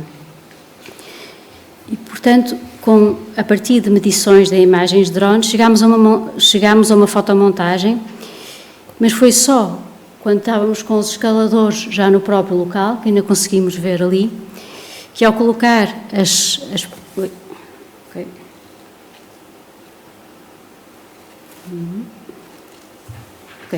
que ao colocar as primeiras cordas, nos apercebemos da enorme diferença de escala dos dois segmentos laterais, como se fossem as bases das asas de toda a superfície, tinham em relação ao que se pretendia. E por isso foi necessário parar, voltar, afastar para os pontos de vista escolhidos e retomar a seleção dos vértices, das depressões, do redesenho dos limites, do contacto da superfície com a penedia. No fundo, num esforço de conseguir a proporção justa e o desenho adequado para sinalizar e dar a sensação desse movimento e dessa mudança. Portanto, uma visibilidade sempre de um artefacto, sempre de um artifício, mas que fosse buscar a cada limite, a cada aresta, a força das formas e das composições milenares e que sugerisse um tocar na rocha e um adequar-se à rocha, mas depois sugerisse também o levantar, soltar. E, portanto, neste momento, o farol sinaliza uma mudança. Está próximo da Buraca da Moura, com todas as suas lendas, e próximo também dos novos desportos, trilhos, paredes de escalada já preparadas, e, portanto, atrai todo e congrega todo um conjunto de referências. Ao longo da montagem, realizamos várias visitas em direto, ou seja, ir mostrando a obra e conversando sobre a obra à medida que ela ia sendo montada, e isso foi levando, de alguma forma, a uma apropriação progressiva das comunidades que habitam o território. E foram sendo dados muitos nomes ao farol.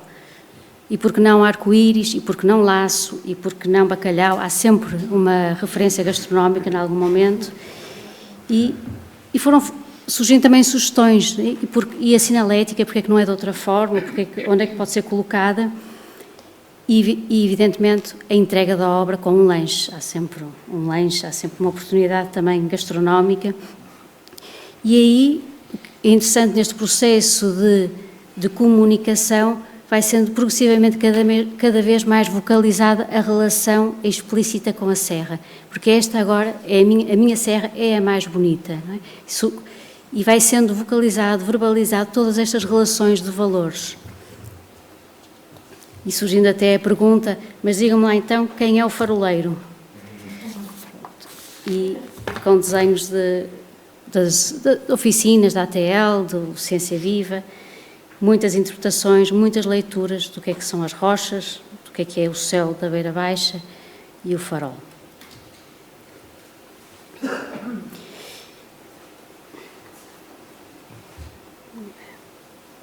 E, portanto, agora descendo, estávamos no cimo da Comiada, descendo a Serra das Talhadas, a encosta desenvolve-se, desce suave para a nascente, onde se desenvolve a aldeia de Sobral Fernando, que vemos ali ao fundo sobre a direita, e para Poente de forma muito mais agreste, com... Aqui não está. Pronto. Ok. Vou aqui qualquer coisa. Pronto. E para Poente de forma muito mais agreste, com as portas do Almourão, portanto, no fundo, onde o rio Alquereza rasga a crista quartzítica, deixando passar o rio. E o encontro com o Vale Mourão, como se diz, com a Foz de Cobrão, com o Sobral, com Vila Velha, foi como seguir o fio condutor de um tempo milenar marcado nas camadas da paisagem. E também um fio condutor de uma paisagem humanizada, que num tempo alargado vai sendo cuidada, vai sendo abandonada, volta a ser reapropriada.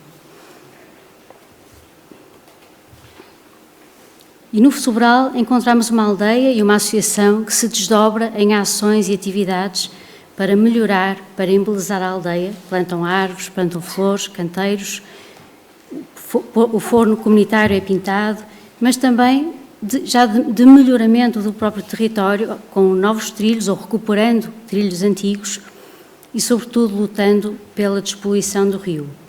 E aqui fomos contactando com todo este processo de trabalho, de melhoramento, e sempre com esta forma de receber, de estar, não é? Com os lanches, o pão do forno. E temos agora sim as portas do Almourão com a crista rasgada pelo Alquereza.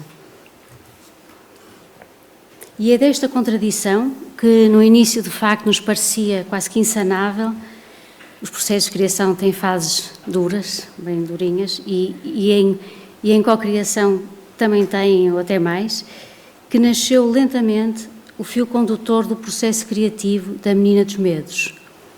Um fio ténue da possibilidade de integrar os inúmeros sinais de cuidado, este fluxo de uma paisagem habitada e humanizada, nesta paisagem rasgada pela água, revolvida pelo tempo, pela exploração mineira e abandonada, sucessivamente abandonada. E este confronto brutal da pequenez e da fragilidade da menina com a brutalidade da paisagem, mas que nos levou sobretudo a um deslocamento desse confronto, do tempo milenar, e esta sugestão de que eventualmente esta menina estará cá quanto tempo, esta desproporção quase de tempos.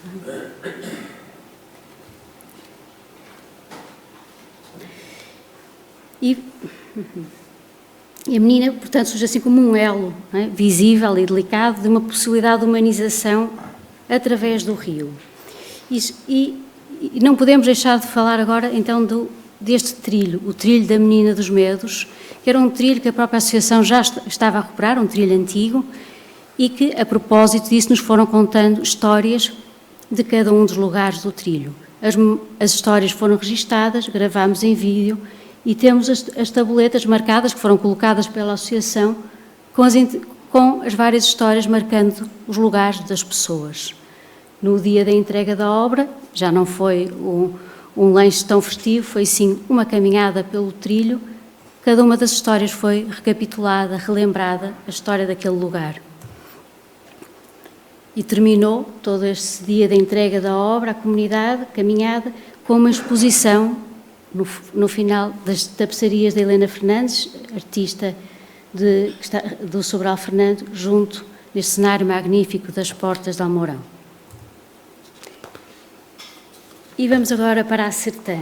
E chegar à Sertã é encontrar uma diferença quando se está a percorrer o Pinhal.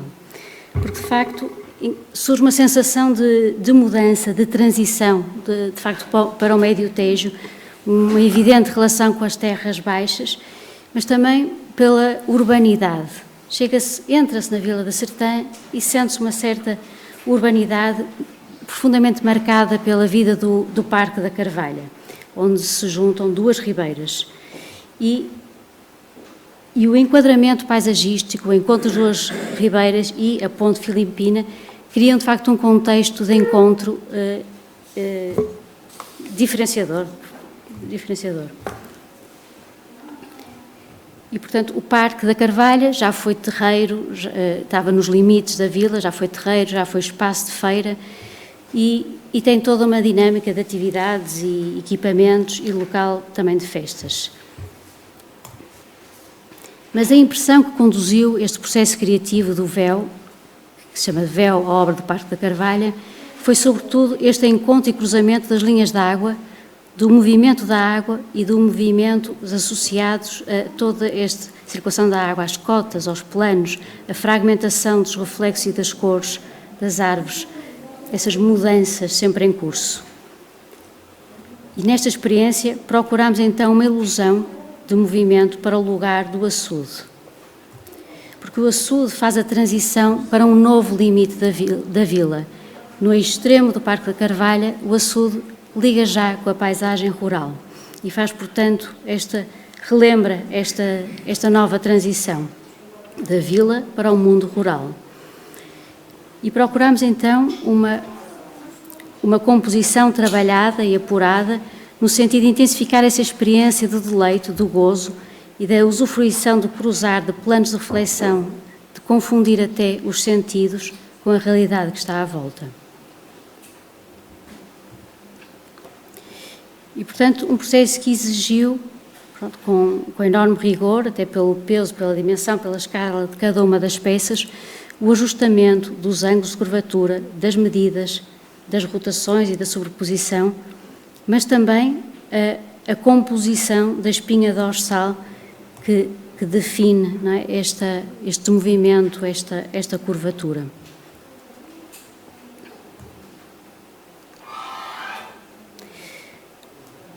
Como fecho desta reflexão sobre o véu, portanto, foi interessante que no Cortiçado Arte Fest, no momento da inauguração do véu, houve um outro processo paralelo de recriação. Marco Figueiredo, pianista, tocou uma música popular recriada, transformada.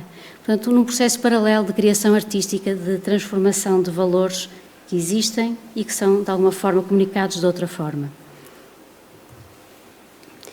Vamos, portanto, para a Magma Cellar, que das 5 obras de experimento da paisagem, é a obra que eventualmente procura mais interação física, no sentido físico, do gesto de tocar, de sentar, ou mesmo de entrar dentro.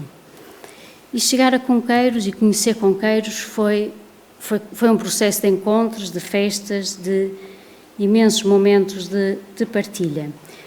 Curiosamente, Conqueiros tem apenas 40 pessoas, mas aos fins de semana e nas férias junta facilmente mais de 100. Portanto, há todo um retorno à aldeia de quem vive no Porto, quem vive em Lisboa, de quem vive geralmente em Castelo Branco, e ao fim de semana voltam. E os motivos são os mais diversos, desde ajudar na apanha da azeitona, mas é sobretudo esta vontade de reencontrar e de melhorar a aldeia, que é uma aldeia construída em xisto, descendo por uma encosta íngreme até à ribeira, com moinhos ao longo da ribeira, já desativados, e muitos socalcos com oliveiras. E esta particularidade de, em cada casa, haver uma adega particular. E, portanto, com a Magma Cellar, o processo teve como ponto de partida, claramente intencional, a representação desta vontade de reencontro, e, ao mesmo tempo, o ir buscar uma matéria com a qual já tínhamos trabalhado com a Magma Shell, que está ali à esquerda, que levámos à Bienal da Havana em 2018, e que é a ardósia pirospandida. E a ardósia pirospandida tem este efeito incrível desta textura que remete também para a cortiça, que remete para a casca de pinheiro também. E aqui estamos umas primeiras experiências que fizemos de colocação no sítio, na zona da ponte e da ribeira, da relação das cores, das texturas, o que é que acontecia. E, portanto, toda a forma da Magma Cellar, evidencia de forma quase literal o sentido do encontro, num aparente quase que movimento descontinuado. Portanto, a Magma Cellar sugere uma forma mecânica, de uma lógica, mas é uma lógica que não é propriamente compreensível, porque há descentramentos, há desalinhamentos. E esta força mecânica também parece quase que suspensa, porque as ligações estão procurámos que as ligações ficassem quase que invisíveis.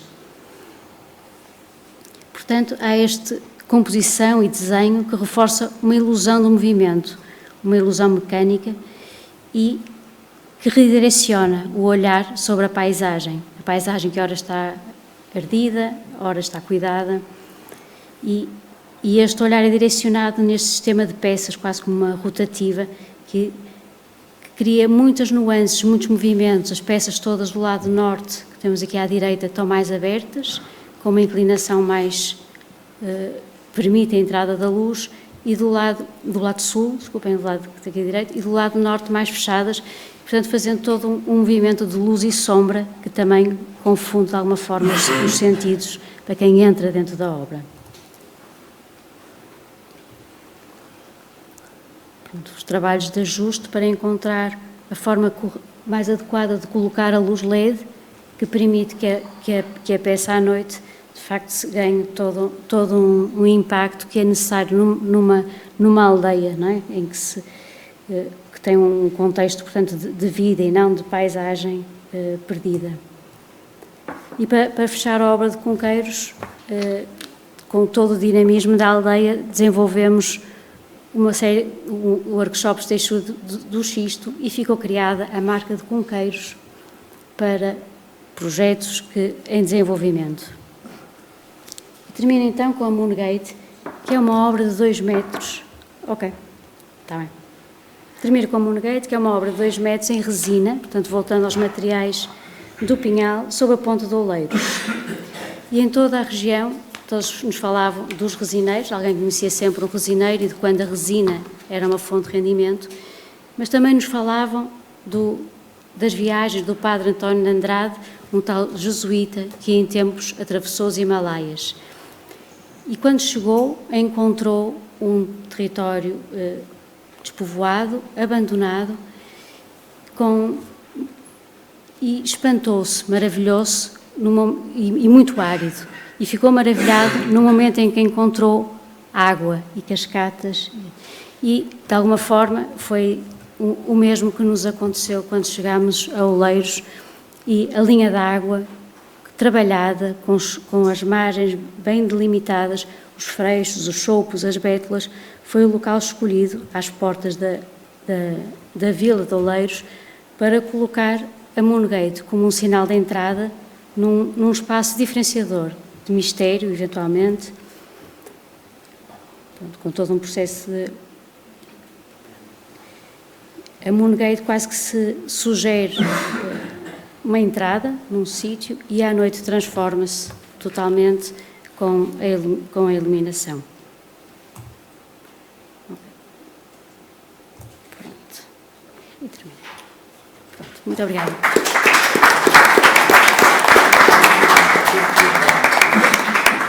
Muito obrigado.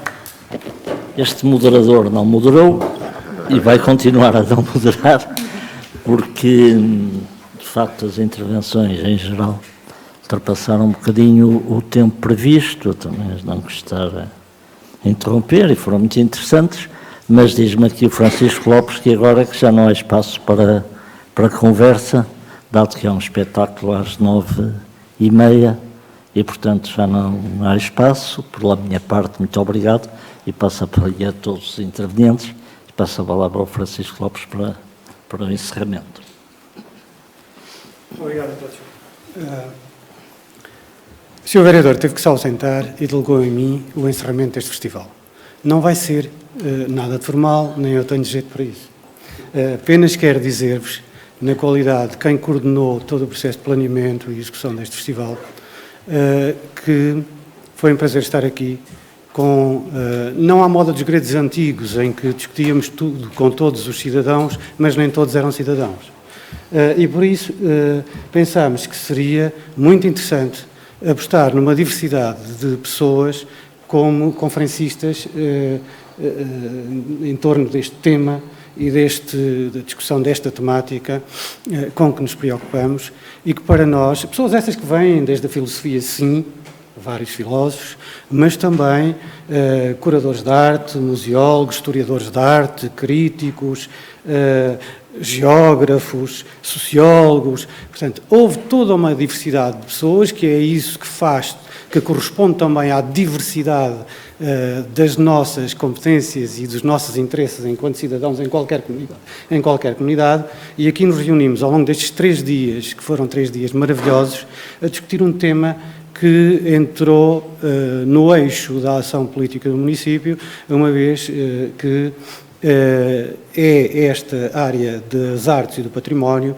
uma daquelas áreas em que se está a fazer neste momento um grande investimento. E isso relaciona-se sobretudo com os 2 museus que estão para ser abertos e que esperamos que permitam que comecemos a posicionar-nos como, por que não, uma centralidade regional para as artes e para o património. Este foi o tema deste ano, esta é uma aposta que queremos continuar e para o ano cá estamos. Cá estaremos por esta altura, a partir da quinta-feira, Dia Internacional da Filosofia, e o tema não sabemos.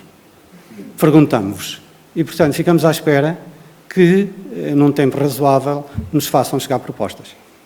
Muito obrigado pela vossa presença e muito obrigado a todas as pessoas, individuais e coletivas, que não vou mencionar uma a uma, porque de certeza que faria aqui a asneira e esquecia-me de alguém, nunca mais ninguém me perdoava, e, portanto, faço assim no coletivo, mas muito sensibilizado, em nome do município, e muito obrigado a todos. Foi maravilhoso estar aqui convosco e convosco também. Obrigado.